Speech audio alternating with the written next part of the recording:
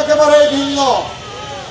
আমরা শ্রমিকরা শুধু বছরে একদিন এই মে দিবস আসলে আমাদের সামনে বিভিন্ন শ্রমনীতির কথা তুলে ধরা হয়। দুঃখের বিষয়ে কোন নীতি আমাদেরকে আজ ৫৫ বছরে স্পর্শ করতে পারেনি।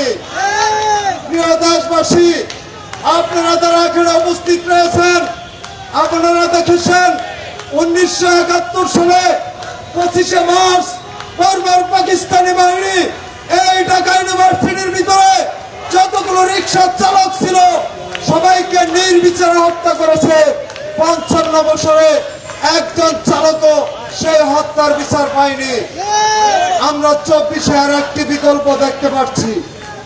যখন বৈষম্য দূর করার কথা বলা হলো, আমরা রিক্সা চালকেরা ৩৬ দিন এই শহরে কোন টাকার গাড়ি ছিল না।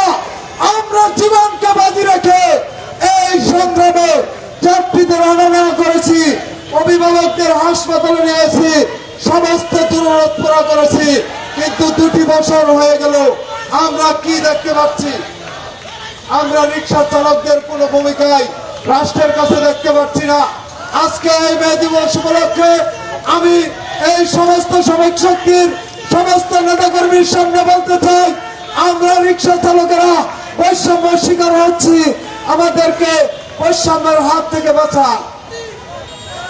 প্রিয় উপস্থিতি, আমি আর আমার আলোচনা দীর্ঘ করতে চাই না। এখানে আমার আলোচনা আজকে এখানে শেষ করছি।